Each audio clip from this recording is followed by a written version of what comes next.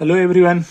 तो आज का हमारा जो टॉपिक है वो है 9th क्लास का सबसे मोस्ट इंपॉर्टेंट टॉपिक है मिड पॉइंट थ्योरम। ठीक है, होता क्या है ये पहले ये समझ लेते हैं। तो मिड पॉइंट थ्योरम आपका होता है the line segment joining the mid point of two side of triangle. मतलब ट्रायंगल के किसी दो साइड का मिड पॉइंट को ज्वाइन करने वाला जो लाइन सेगमेंट होता है वो आपको प्रूफ करना है कि वो थर्ड साइड के पैरेलल होता है और थर्ड साइड का हाफ होता है। ठीक है, क्या है mid point theorem? Mid point theorem है कि मान लो अगर हम ट्रायंगल बनाते हैं तो ट्रायंगल के किसी दो साइड के मिड पॉइंट को मिलाने वाली जो लाइन है वो थर्ड साइड के पैरेलल होता है और थर्ड साइड का हाफ होता है। ठीक है, तो इसको सॉल्व करने से पहले हम इसका पहले ट्रायंगल ड्रॉ कर लेते हैं, फिर हमें और अच्छे से ये समझ में आ जाएगा। देखो ये है हमारा ट्रायंगल, इसका हम नाम दे देते हैं ABC।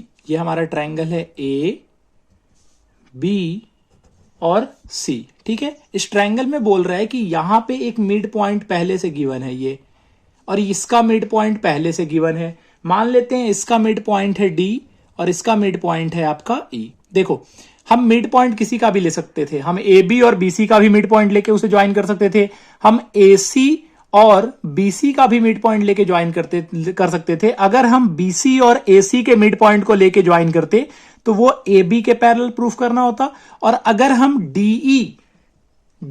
और E को अगर ज्वाइन कर रहे हैं तो ये हमें प्रूफ करना है कि DE जो है वो आपका पैरेलल है BC के। ठीक है, ये हमें प्रूफ करना है। तो सबसे पहले हम लिखेंगे गिवन।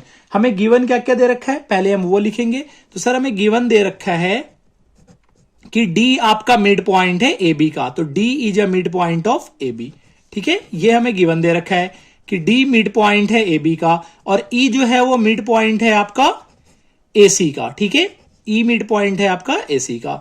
इन दोनों को हमने ज्वाइन कर दिया एक लाइन से, तो वो लाइन बन गया आपका DE। ठीक है, तो आपको प्रूफ क्या करना है कि DE जो है वो पैरेलल है BC के। तो हम लिखेंगे यहां पे टू प्रूफ। टू प्रूफ में क्या लिखेंगे?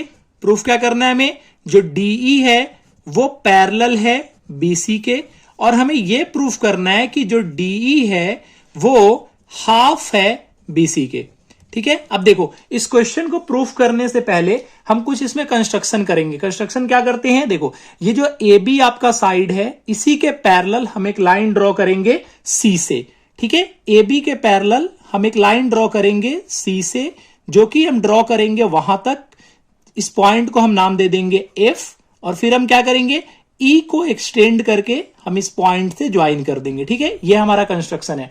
फिर से ध्यान से देख लो, कंस्ट्रक्शन में हमने क्या किया है, AB के पैरेलल एक लाइन ड्रॉ किया है C पॉइंट से, जो कि हमारा F तक जाएगा। F पॉइंट यहां पे क्यों लिया है? क्योंकि DE हमारा, जब हम DE को एक्सटेंड करेंगे तो या के कहां पे कट करेगा, उसे F पे कट करेगा। ठीक है, तो ये हमारा हो गया पॉइंट, यहां तक समझ में आ गया होगा। ठीक है, इसके बाद देखो, इसके बाद हम कंस्ट्रक्शन हो गया हमारा, टू प्रूफ हमें करना है। अब हम लिखेंगे प्रूफ और प्रूफ करना स्टार्ट करेंगे। प्रूफ करने के लिए सबसे पहले जो आपको करना पड़ेगा वो आपको इन दोनों ट्रायंगल को कॉन्ग्रुएंट करना पड़ेगा। एक ADE आपका ट्रायंगल हो गया और एक आपका हो गया CFE। इन दोनों ट्रायंगल को हमें क्या करना पड़ेगा? कॉन्ग्रुएंट प्रूफ करना पड़ेगा। ठीक है, तो हम सबसे पहले करेंगे इसे कॉन्ग्रुएंट प्रूफ। तो हम लिखेंगे प्रूफ और कॉन्ग्रुएंट करना स्टार्ट करेंगे। कॉन्ग्रुएंट में क्या करेंगे? लिखेंगे in triangle ADE and triangle CFE।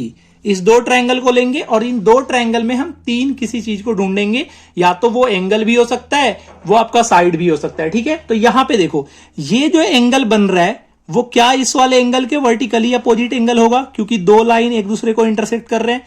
तो हम ये लिख सकते हैं कि एंगल AED आपका इक्वल होगा किसके? एंगल CEF के। किसके इक्वल होगा? एंगल CEF के। किससे इक्वल होगा? ये इक्वल होगा हमारा वर्टिकली अपोजिट एंगल से, ये इक्वल होगा। दूसरा हम क्या ढूंढ सकते हैं? देखो आपको दे रखा है कि E जो है वो AC का मिड पॉइंट है ना। यहां पे गिवन है कि E is a mid point of AC, तो हम ये लिख सकते हैं AE is equal to CE। ये लिख सकते हैं, क्यों? क्योंकि ये मिड पॉइंट पहले से ही हमें गिवन दे रखा है।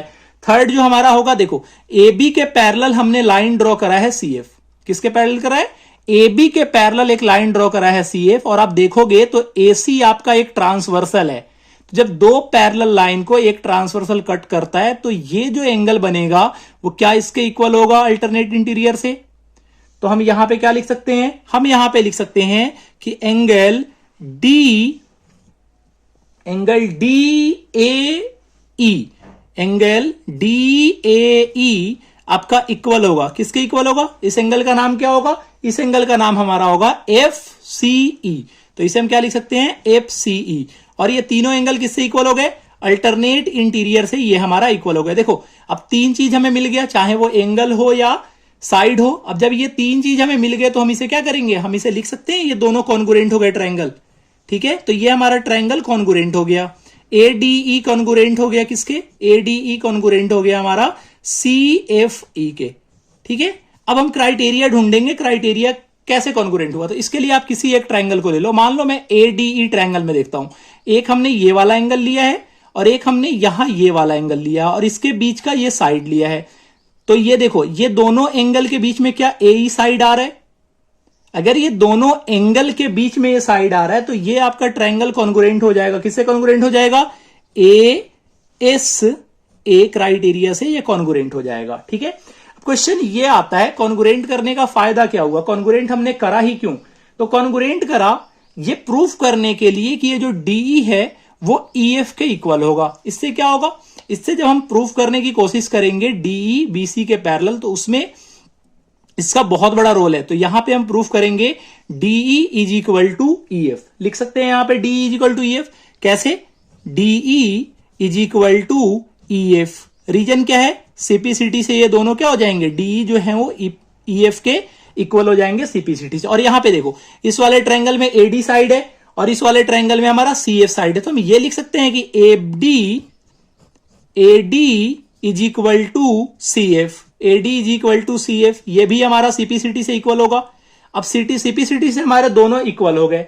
इसके बाद क्या करना है हमें, इसके बाद हमें ढूंढना है, यहां पे देखो अगर आप यहां पे देखोगे तो आपका जो एडी है, जो आपका एडी है वो पहले से ही डीबी के इक्वल है। क्या है, एडी जो है वो डीबी के इक्वल पहले से ही गिवन है। क्यों गिवन है, क्योंकि यहां पे देखो ये डी जो है वो हमारा मिड पॉइंट है, तो हम यहां पे लिख सकते हैं A D is equal to D B, A D is equal to D B. क्यों, क्योंकि आपका डी जो है वो मिड पॉइंट है। ठीक है, A D is equal to D B. अब यहां पे देखो ये जो आपका एडी है वो सीएफ के भी इक्वल है और एडी जो है वो डीबी के भी इक्वल है। ठीक है, तो यहां से हम क्या लिख सकते हैं, एडी जो है वो सीएफ के भी इक्वल है और एडी जो है वो डीबी के भी इक्वल है। तो क्या हम यहां से D B is equal to C F लिख सकते हैं, यहां तक समझ में आया, क्या हम यहां से D B is equal to C F लिख सकते हैं, यहां तक कोई दिक्कत है तो बताओ, D B is equal to C F हमारा हो जाएगा, यहां तक कोई कंफ्यूजन, यहां तक अगर कोई कंफ्यूजन नहीं है तो हम आगे चलते हैं। अब देखो डीबी सीएफ के इक्वल हो गया और एबी जो है हमारा, ये जो एबी है वो पहले से ही हमारा दे रखा है, किसके, एबी हमने करा था ना कंस्ट्रक्शन में, एबी करा था हमने किसके पैरेलल, सीएफ के पैरेलल। कंस्ट्रक्शन में जो हमने करा था वो एबी करा था सीएफ के पैरेलल। तो यहां पे हम क्या करेंगे, यहां पे हमारा कंस्ट्रक्शन से जो एबी है वो किसके पैरेलल हो जाएगा, एबी हमारा पैरेलल हो जाएगा सीएफ के। तो हम यहां पे लिख सकते हैं एबी पैरेलल टू सीएफ। जो हमारा एबी है किसके पैरेलल है, एबी, एबी हमारा जो है वो पैरेलल है सीएफ के। और एबी आपका अगर सीएफ के पैरेलल है इसका मतलब ये है कि एबी का ही तो पार्ट डीबी है, तो डीबी भी आपका किसके पैरेलल हो जाएगा, तो डीबी भी आपका हो जाएगा सीएफ के पैरेलल, डीबी भी हो जाएगा सीएफ के पैरेलल। अब देखो किसी एक क्वाड्रेटल में, क्वाड्रेटल देखो डी बी सी एफ, क्या ये चार साइड से मिलकर क्वाड्रिलेटरल बन रहे हैं, क्वाड्रिलेटरल की प्रॉपर्टी क्या होती है, उसमें चार साइड होने। अगर ये क्वाड्रिलेटरल बन रहे हैं और इसके अपोजिट साइड इक्वल भी हैं और पैरेलल भी हैं, है ना, सीएफ जो है वो डीबी के इक्वल भी है और सीएफ जो है वो डीबी के पैरेलल भी है। और सीएफ जब डीबी के इक्वल भी और पैरेलल भी है, अपोजिट साइड इक्वल भी हो और अपोजिट साइड पैरेलल भी हो, तो हम क्या उसे पैरेललोग्राम लिख सकते हैं। तो हम यहां पे क्या लिख सकते हैं, हम यहां पे लिख सकते हैं कि DF C B is a parallelogram. क्या लिख सकते हैं हम यहां पे लिख सकते हैं D F C B is a parallelogram, D F C B is a parallelogram. क्यों पैरेललोग्राम है, because opposite side are parallel and equal, opposite side are parallel and equal, opposite, ठीक है, यहां तक समझ में आया क्यों हो गया ये। अब दोनों साइड जब अपोजिट साइड पैरेलल और इक्वल हैं तो डीएफसी भी पैरेललोग्राम हो जाएगा। और पैरेललोग्राम की प्रॉपर्टी क्या होता है, पैरेललोग्राम का प्रॉपर्टी होता है कि इसके अपोजिट साइड क्या होते हैं, इसके अपोजिट साइड पैरेलल होते हैं। तो अगर हम इसके बाद यहां पे स्टेप में देखें तो यहां पे क्या लिख सकते हैं, यहां पे हम लिख सकते हैं कि डीएफ जो होगा, जो डीएफ होगा वो ऑटोमेटिकली पैरेलल हो जाएगा किसके, बीसी के। क्यों पैरेलल होगा, क्योंकि ये पैरेललोग्राम का हमारा प्रॉपर्टी होता है। किसकी प्रॉपर्टी होती है, ये पैरेललोग्राम की प्रॉपर्टी होती है कि अपोजिट साइड इक्वल और पैरेलल होते हैं। तो डीएफ जो है वो बीसी के क्या हो गया, पैरेलल हो गया। और जब डीएफ बीसी के पैरेलल है तो ये डी डीएफ का ही तो पार्ट है। तो क्या हम यहां पे डीई पैरेलल टू बीसी लिख सकते हैं, यही तो हमें प्रूफ करना था, डीई पैरेलल टू बीसी। ये प्रूफ हो गया। तो हम यहां पे क्या लिख सकते हैं, प्रूव्ड। ठीक है, तो मिड पॉइंट थ्योरम का एक पार्ट तो हमने प्रूफ कर लिया। अब सेकंड पार्ट हमें प्रूफ करना है। सेकंड पार्ट कैसे प्रूफ होगा, यहां पे देखो, सेकंड पार्ट प्रूफ करने के लिए हम यहां पे सेकंड पार्ट को प्रूफ करेंगे। ठीक है, सेकंड पार्ट क्या है हमारा, देखो ध्यान से, सेकंड पार्ट हमारा जो प्रूफ करना है वो इसके हाफ प्रूफ करना है। अब देखो डीएफसीबी जो है वो क्या है, एक तरीके का पैरेललोग्राम है। डीएफसीबी इज अ पैरेललोग्राम। और डीएफसीबी जब आपका पैरेललोग्राम है, डीएफसीबी ये क्या है हमारा, एक पैरेललोग्राम है। और पैरेललोग्राम का जो अपोजिट साइड होता है, अभी तो मैंने बताया, ये इक्वल होता है। तो डीएफ इज इक्वल टू हम बीसी लिख सकते हैं, बिल्कुल लिख सकते हैं। और ये जो डीएफ है, क्या डीएफ को हम डीई प्लस ईएफ लिख सकते हैं, डीई प्लस ईएफ। तो डीएफ की जगह पे हम क्या लिखेंगे, डीई प्लस ईएफ। और डीई प्लस ईएफ का वैल्यू क्या हो जाएगा, बीसी। और यहां पे देखो ये जो डी है, ये जो डीई है और ईएफ, ये दोनों हमने यहां पे प्रूफ करा था, D E is equal to EF.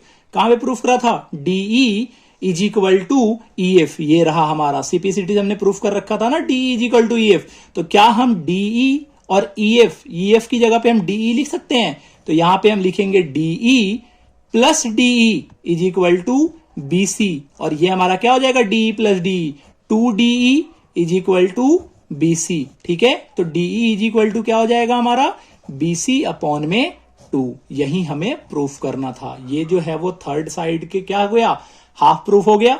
फिर से हम देखते हैं क्वेश्चन, हमारा क्वेश्चन क्या था। ठीक है, प्रूफ करना था हमें कि जो लाइन सेगमेंट दो ट्रायंगल के दो साइड के मिड पॉइंट को ज्वाइन करता है वो थर्ड साइड के पैरेलल होता है और थर्ड साइड का हाफ होता है। ठीक है, तो यहां पे हमने क्या किया, ट्रायंगल ड्रॉ किया। कंस्ट्रक्शन यहां पे मैंने नहीं लिखा है, आप लिख लेना कंस्ट्रक्शन। ठीक है, कंस्ट्रक्शन में आप क्या लिखोगे, draw a line parallel to A B from point C and extend D E line to F that cut line C at point F. ठीक है, यहां पे आप लिख लेना। उसके बाद में हमारा 2 प्रूफ होगा। 2 प्रूफ के बाद में हम प्रूफ लिखेंगे, फिर दोनों ट्रायंगल को कॉन्ग्रुएंट प्रूफ करेंगे। कॉन्ग्रुएंट होगा आपका ए से प्रूफ। उसके बाद में हम क्या करेंगे, ए इज इक्वल टू हमारा यहां से ईसी निकल के आ जाएगा और AD is equal to C F आ जाएगा। और देखो यहां पे जब एडी सी एफ के भी बराबर है और एडी डीबी के भी बराबर है। ठीक है, एडी डीबी के बराबर कैसे है, एडी डीबी के बराबर है because D is a mid point. ये क्या है, इसका मिड पॉइंट है, इसीलिए ये बराबर है। तो ये ऑटोमेटिकली अगर मैं इसे इक्वेशन 1 ले लूं और इसे इक्वेशन 2 ले लूं तो फ्रॉम इक्वेशन 1 एंड 2 ये दोनों क्या हो जाएंगे, D B is equal to C F हो जाएगा। ठीक है, और ए बी जो है वो पहले से ही ए बी जो है वो किसके पैरेलल है, सी एफ के पैरेलल है। तो डीबी भी सी एफ के पैरेलल हो जाएगा। तो अगर अपोजिट साइड पैरेलल भी है और अपोजिट साइड इक्वल भी है तो ये हमारा पैरेललोग्राम हो जाएगा। ठीक है, जैसे ही पैरेललोग्राम होगा, पैरेललोग्राम की प्रॉपर्टी क्या होती है कि अपोजिट साइड पैरेलल होता है। तो डीईएफ जो होगा वो बीसी के पैरेलल हो जाएगा और डीई आपका डीएफ का ही पार्ट है तो डीई भी बीसी के पैरेलल हो जाएगा। अब यहां पे देखो ये पैरेललोग्राम प्रूफ हो गया। पैरेललोग्राम का अपोजिट साइड पैरेलल भी होता है, इक्वल भी होता है। पैरेलल से हमारा पहला वाला प्रूफ हो गया। अब हम आएंगे इक्वल से। तो इक्वल में हमारा क्या हो जाएगा, इक्वल हमारा हो जाएगा D F is equal to B C. और क्या हम डीएफ को डीई प्लस ईएफ लिख सकते हैं। तो हमने लिख दिया यहां पे डीई प्लस ईएफ। ठीक है, डीई प्लस ईएफ हो गया। और यहां पे अगर आप देखोगे तो आपका डीई और ईएफ एक दूसरे क्या है, इक्वल है। डीई और ईएफ इक्वल है तो यहां पे ईएफ की जगह पे डीई लिख दिया। D plus D is equal to 2D is equal to BC. तो डी इज इक्वल टू आ गया हमारा बीसी अपॉन में 2। आई होप आपको ये पूरा समझ में आया होगा। अगर आप एक बार इसे समझने की कोशिश करोगे तो इसके बाद मिड पॉइंट थ्योरम में कोई दिक्कत नहीं रह जाएगा। ठीक है, काफी आसान मेथड है। अगर आप देखोगे तो गूगल पे या यूट्यूब पे आपको ये मेथड कहीं नहीं मिलेगा, ठीक है। तो आप इस मेथड को ट्राई करना और यहां पे सॉल्व करने का कोशिश करना, ठीक है। 1 से 2 बार में आप समझ जाओगे। अगर फिर भी नहीं समझ में आए तो वीडियो को 1-2 बार रिपीट मोड में देख लेना, अच्छे तरीके से समझ में आ जाएगा, ठीक है। अगर वीडियो अच्छी लगी हो तो चैनल को सब्सक्राइब कर लेना और वीडियो को लाइक कर देना, ठीक है। चलो मिलते हैं फिर अगली वीडियो में आपसे।